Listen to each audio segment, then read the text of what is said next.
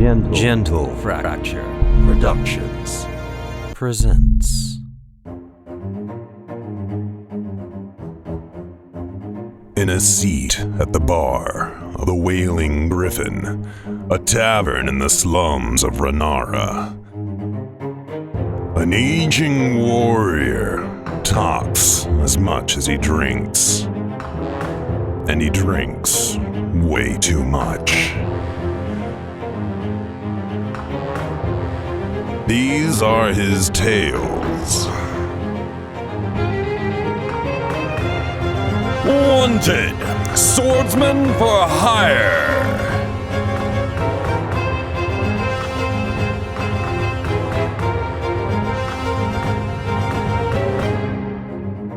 Episode 1. The Job with the Keep and the Lake of Lava. By Nathan Dane. It was supposed to be an easy job. I remember thinking that at the time as I leaned up against a big boulder that was almost too hot to touch. I remember because that was the first chance I'd had to reflect on my predicament. We'd started out as a pretty big group. 8 of us were the muscle, 1 an enchanter of some sort, and the last was a guide. It was the guide who'd hired us, but I should have known better. His name was Sevius, and he was one of those shifty buggers that always shows up after the fighting has ended and pick all the bodies clean of loot. Don't get me wrong, I'm not one to pass up loot, but you know the kind of guy I'm talking about. The job was simple. Break into the keep of Whatshisname, kill the count of something or other, and grab the orb of thingamajig. Supposedly, the count was about to use the orb to wipe out a defenseless town of puppies or some other nonsense. And at the time, I'd recently lost a king's fortune in a game of daggers. So I really needed the money. I know, you're thinking, but you're the epic Bram Thunderfist, greatest swordsman for hire this side of the Aeoni's Ocean. And yes, I am. But daggers is a game involving, weirdly enough, daggers. And swordsman is my title, not daggerman. Different skill. Even so, I didn't have a good feeling about Sevius the moment he squirmed into the pub in which I was meditating on being drunk. And I knew I shouldn't have agreed to do what sounded too good to be true. But, like I said, money. So the 10 of us all met up outside the town of Sad Roger, a hovel of a place made of dirt, mud, and wet dirt. Met each other for the first and last time, arm wrestled and sparred as a way of getting sober and evaluating opposing skills. Well, except of course for the enchanter, whom no one even wanted to look at on account of him being one with the spooky arts. And set off into the foothills of Scorching Torment. In case you've never been down that way, I'd encourage you to avoid the foothills of Scorching Torment. They're not as pleasant as they sound, and they lead up into the mountains of incinerating, screeching death. I have to say, the naming scheme of the region is really on the nose. Point being, we traveled for just under a day, and none of us were happy about it. Breathing was difficult, what with the poisonous wind raging down from the mountaintops.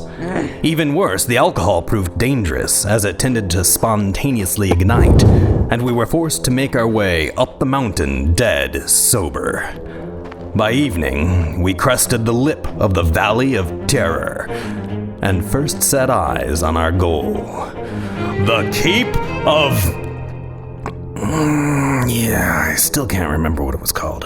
But it was big, with lots of pointy spires and nestled on a massive jagged rock right in the heart of a yawning lake of bubbling lava.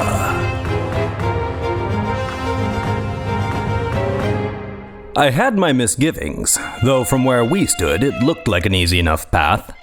A wide, meandering trail of obsidian paved a land bridge over to the island, and other than a few large boulders dotting the road, it looked pretty straightforward.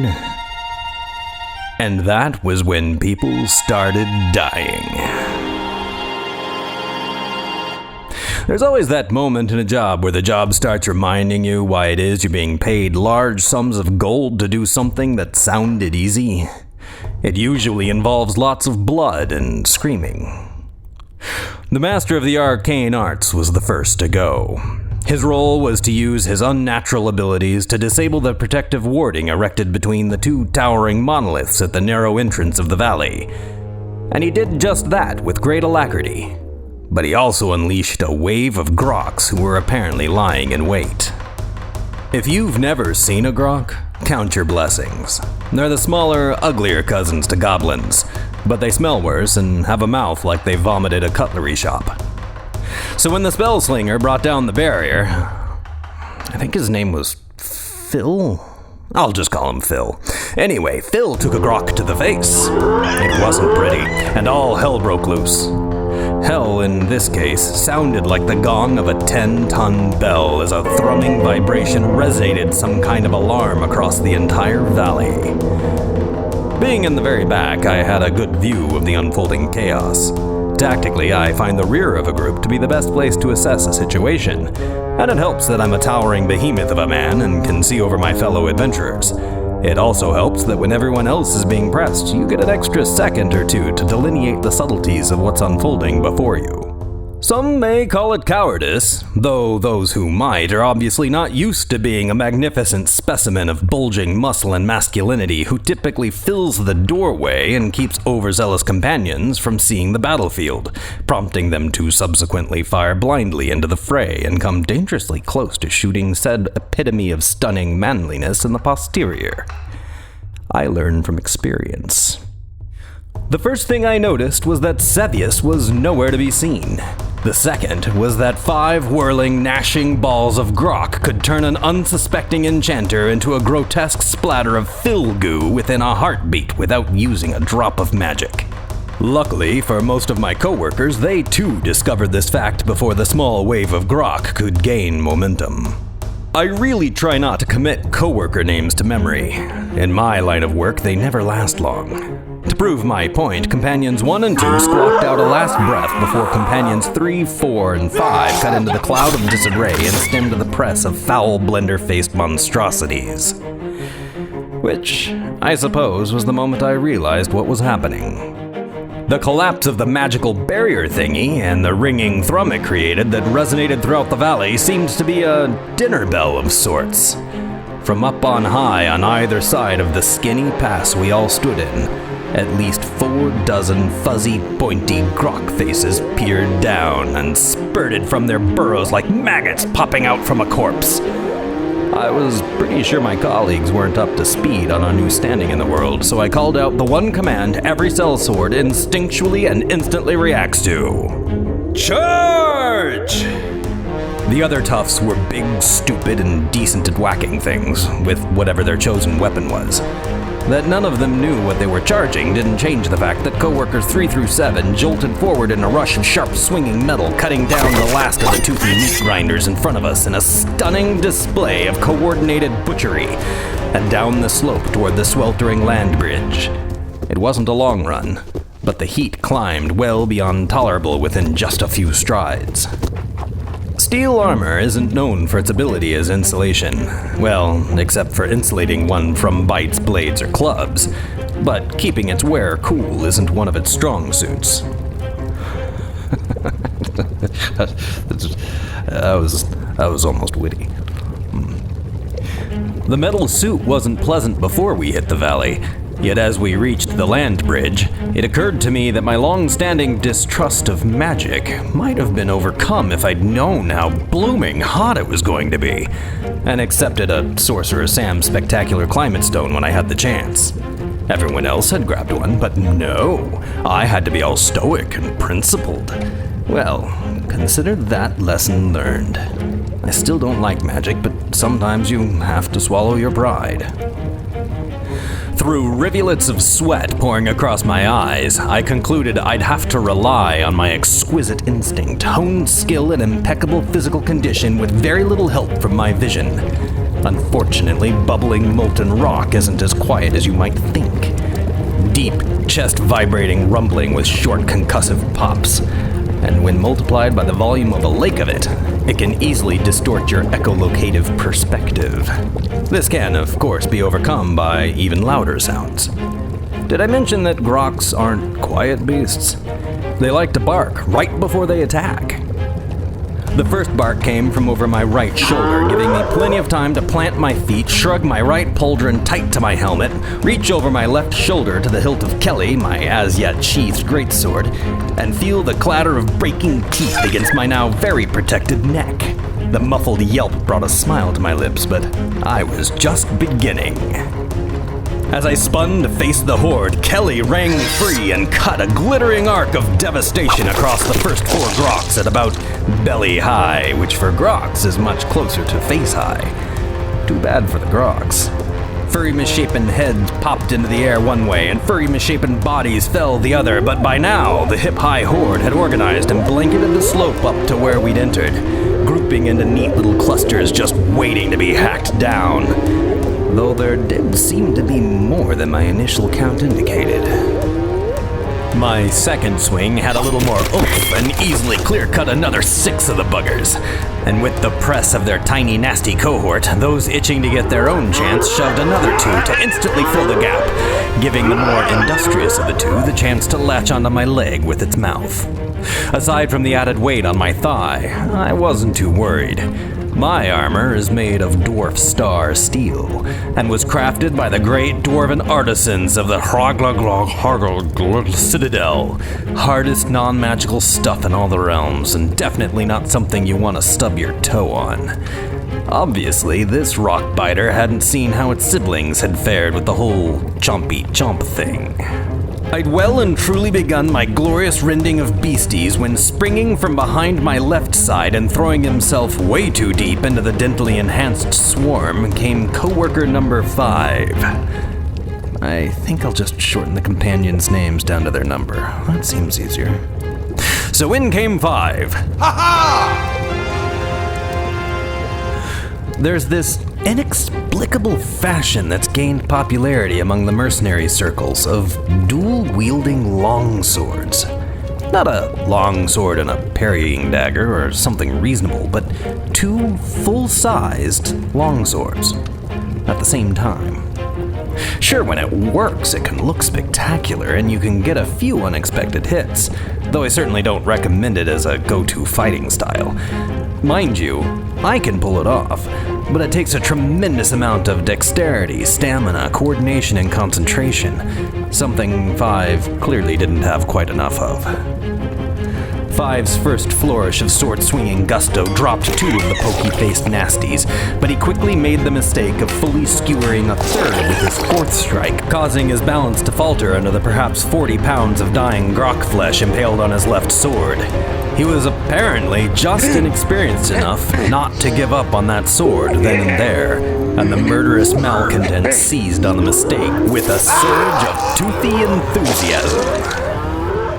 He probably would have been fine until I came to his aid if his armor had also been forged of dwarf star steel. But alas, it wasn't, and he wasn't. He'd opted for tight, lightweight leather armor, and we can all see how well that worked out for the cow. After the ensuing display of rather gruesome savagery, the rest of the companions seemed to feel that I was doing a magnificent job fending off the mouthbeasts, and decided that firing arrows was perhaps the better choice for this particular encounter. There's something almost meditative about hewing large groups of enemies. I often find myself setting about the rhythm and connecting with my body, and its place in this magnificent world we live in. The tightening of muscles, the percussion of pounding blood, the dance of life and death balanced in a series of moments that tenuously string together the boundaries of this reality and the next. That, and it's great fun. A small mountain of headless or pincushion groks lay before me before the remaining half started to question the wisdom of energetically rushing toward the big man with the giant deadly sword. A few more arrows found targets, and the last 20 or so of the foul critters finally decided that we just weren't as interesting as they'd first thought, turning tail and scampering away in a frantic retreat. I wasn't stupid enough to take off my helmet, but the respite did give me time to finally wipe my eyes clear of the stinging sweat. All that was left was to loot the bodies. Unfortunately, Groks prefer to fight naked, trusting in their grimy, matted fur to provide protection, and their teeth instead of weapons, meaning they don't typically carry valuables. So I dug down into the mountain of gore and uncovered the remains of 5. As I said earlier, I learned my lessons, and I know when to swallow my pride. After a little fidgeting, I rectified my previous bout of philosophical obstinacy and had my very own Sorcerer Sam's spectacular climate stone. In moments, the cool, whirling air turned my personal armor sauna into merely a very damp suit of chafiness. Right on cue, Sevius came trotting down the now vermin-free slope, eyeing the dead and dying for anything that might catch a price. He was smiling. Sorry we got separated there. You handled those things pretty well, though, didn't you? 3 pointed her finger. No thanks to you. I'm sorry. Dealing with whatever those were is not in my skill set. Besides, you've been paid good money to do exactly as you did. Which wasn't exactly true. I was given a small amount of gold as a forward to buy supplies before we set out, but the veritable mountain of wealth I was promised would be given upon completion of the job. I was pretty sure that was the arrangement the rest of the crew had agreed to as well. The smug slimeball pushed past the mound of corpses and back to the front of the group, before sweeping out his arm toward the winding land bridge. Shall we continue? I wasn't thrilled with how this was shaping up, and by the grumbling of my dwindling number of co-workers, neither were they. 4 dead, and we hadn't even breached the walls of the keep yet. But as Sevius mentioned, money. A lot of it. Even so, thinking back on it now, that was the point I should have just turned around and gone back to the pub. I've got good instincts. I just need to listen to them more. The progress forward was exhausting, despite the fact that the path was level, we were all sporting magic to keep us cool, and that morning we'd all quaffed a blessed potion of cleansing toxic fumes off-gassed by lava. Which is an oddly specific blessing to bestow upon a beverage, but I'm certain I'm not the first to notice how quirky the gods and their priests can be. Nevertheless, exposing oneself to the belches of the earth is never a good idea. I coughed up blood for a week once I got back to the pub, and I'm positive it was from breathing in big heavy mouthfuls of that crap. Which got me thinking. Why the hell would someone build a keep in the middle of a lake of lava? I mean, the view is terrible, the heat is unbearable, and you're sucking down a staggering amount of poisonous gas with every gust of wind. And that's not even considering how you get the thing built in the first place. What kind of workforce is willing to subject themselves to those kind of conditions for the years on end it takes to construct something like that? And then the obvious problem of building on lava. Talk about a specialized skill set. I was busy musing over ancient labor law when we reached the roughly halfway mark across the Obsidian Road, and I noticed the first signs of something being very wrong. Bubbles on either side of us were clustering into tight 6-foot circles. And then, all at once, they erupted. Have you ever stared at a fire for a good long time and felt like it was alive? Maybe even that the fire was looking back at you. Well, often it is. More specifically, a small charquette, usually no taller than the length of your finger, has taken up temporary residence until there's nothing else to eat. Well, I didn't know that in very large fires, or in this case, a lake of lava, charquettes tend to get rather big and have lots of friends. I had practically no time to act, and I figured it worked so well the first time I might as well try it again, with as much authority as I could, and let me assure you I can generate quite a bit of authority. I bellowed out, "Charge!" Too little, too late. Well, except for Sevius, who somehow had already bolted a good 30 lengths ahead of us. That's not to say the group wasn't moving, it was. Just not fast enough. Individually, what sprang from the lake wasn't exactly what I'd call large. Maybe the size of a dog. A small dog. But for whatever reason, they did have the shape of a dog, and they flew without wings, fast. And there were a lot of them, darting across the path in front of us, searching for what I can only assume was something to set fire to and consume. So, to put it succinctly, we were suddenly in a raging storm of flaming, wingless, flying puppy dogs of death. The temperature jumped as the torching terriers began slamming into my armor, straining the regulating capacity of the Sorcerer Sam's spectacular climate stone. Even so, I was lucky, being fully clad in steel, whereas Seven had gone with style over safety. She didn't wear a helmet, and her hair was a touch longer than is wise when going into battle. To give her credit, she did get her arms up almost immediately to protect her head. But there's only so much coverage a shield and arm can grant. Of all the ways to go, I hate watching people cook. Well, unless it's by dragon. Dragon breath is usually hot enough that it's over before you even knew it was about to begin. Thankfully, full-grown charquettes working in tandem seemed to be on par with that kind of heat, and Seven was well done before she'd even hit the ground. The ensuing bonfire was abrupt, intense, and drew the full attention of the other death puppies, giving the rest of us a brief reprieve from the onslaught to hustle toward some kind of cover on the far side. Still following up as the rear guard, I was pegged in the back by a few flaming stragglers once or twice, but other than that, we made it the rest of the way across unmolested. Which, I think, brings us back to that point I first mentioned. Leaning against a rock, trying to catch my breath, and realizing that none of this was as good as it first sounded. Sevius had disappeared again with the promise of figuring out a way to open the imposing main gate, leaving 3, 4, 6, and myself to warily watch out for any wayward charquettes. Which was just as well. I really didn't like being around the little creep. I took that time to think. From a distance, the keep had appeared ominous. Standing at its base looking up, I was less impressed.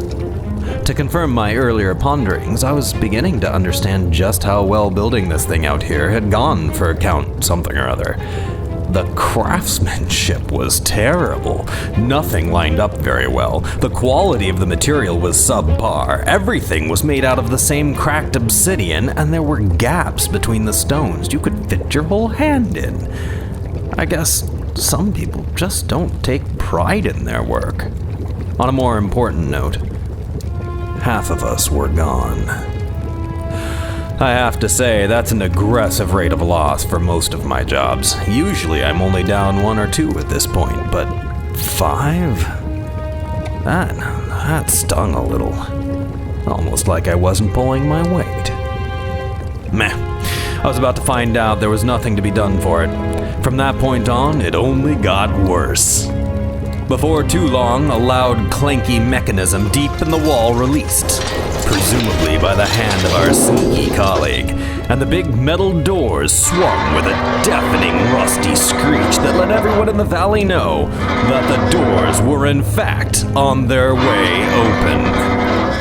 Access to the interior achieved, we ignored that anything hiding was surely aware we were now there as well, and cautiously crept our way into the cavernous halls of the keep, to find that the black obsidian building on the inside was just as poorly made as on the outside. except that the inside was rigged for death. 4 fell into a pit of snakes, spikes, and whirling blades. I think that last bit was a little overkill. 6 caught an 8-foot-wide guillotine that dropped from the ceiling and cut him cleanly, or rather very messily, in half. And 3 exploded. Not sure what from, but I hurried out of that passage as quickly as possible, not really wanting to find out. After a fair amount of jumping, dodging, crawling, and flat-out running, I was just starting to feel winded, and found myself in a massive, drab, and of course, poorly built throne room. Waiting for me, sitting on an onyx throne, setting on an onyx dais that I found to be exceedingly pretentious, was a thing. It was humanoid, but I'm not positive that it was alive. If it was, it had lived life hard. Arms out wide in a pose of triumph, its wrinkles had wrinkles, and a skin that hung from its bones gently flapped in the toxic breeze. The blood-red robe it wore had significantly more substance and weighed the thing down like an anchor tied to the crumbling black stone. It always had to be blood red. It's never something more cheery, like pink or powder blue. Worse yet, I was pretty sure it was smiling at me. Oh, and the bootlicker Sevius was kneeling at its feet, obviously about to start licking boots. Well done. The voice that crackled out from the thing reminded me of rotting paper and ash. Then it pointed at me with one of its dried-out, wrinkly-ass hands. You are my new champion. Ah, hell. Standing straight, I pulled Kelly from the scabbard and shrugged. No thanks. Its smile broke into a rasping chuckle, and the sounds of hundreds of scurrying feet echoed out from the shadows. I do not think you understand the honor being bestowed upon you. My pet here has brought you to my home as my new vessel. Withdrawing a brilliant iridescent orb from the sleeve of its robe, it held the shimmering sphere high above its head with a frail, wobbly arm. With the power of Thingamajig. It didn't actually say Thingamajig. I shall subjugate the greatest warrior this side of the Ionis Ocean, taking your well-endowed and strikingly well-muscled body for my own. Those were its exact words. Well, that last part was. Apparently, it had heard of my many exploits and thought it could contain my greatness for itself. Looking around, I got the feeling I wouldn't like how it was going to use my talents. So, you want an exclusivity contract? Foolish mortal. I will empty your flesh of your soul and fill it with my own. I shall once again be the epitome of masculine greatness. This trial was staged by Sevius just to see if you shined as brightly as we'd always heard. But now the trial has ended and you have won eternal torment, stripped from your body and cast into the depths of the dying god. With that diatribe, I strongly suspected the thing was a wizard. Gods, I hate wizards. They always want what doesn't belong to them. Well, I'd been hired to finish a job, and I'd figured I'd get paid one way or another. Striking a heroic pose with Kelly held at that perfect angle that usually makes bad guys crap themselves, I grinned. I take pride in my work and follow through on my commitments. I believe killing you was a big part of this one. Why don't you come down here with your pet maggot, and I'll end the both of you at the same time. It laughed again, not making the slightest attempt to do as I asked.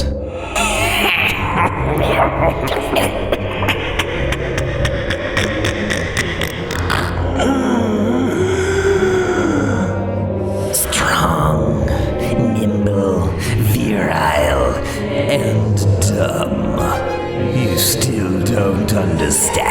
dire nature of the position in which you now stand. Let me illuminate the situation. Thrusting its shiny ball a little farther above its head caused wisps of lightning to lance out to the rafters, dancing across the black stone as skeletal fingers of light. In the same moment, the shadows around me vanished and revealed at least 200 Groks standing in a circle around the perimeter of the chamber, along with 3 15-foot-tall obsidian rock beasts bearing stone clubs, and a handful of fully armed and armored ash crawlers wielding scimitars and tower shields. A croaking hiss slipped past the wizard's desiccated lips.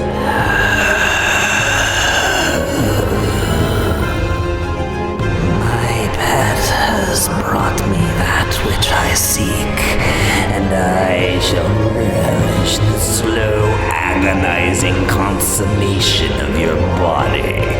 Your consciousness will not survive the day. I wasn't quite sure I approved of its word choice, and was more than certain nothing would be consummating anything right that moment. Steeling myself over Count Something or Other's dry, cackling taunt for a battle of truly epic proportions, and knowing that the stories of the imminent monumentous display of stunning physical prowess would echo across the realms for millennia from the mouths of the most celebrated bards to ever be celebrated, I realized getting paid would be harder than I first thought. You know how it is.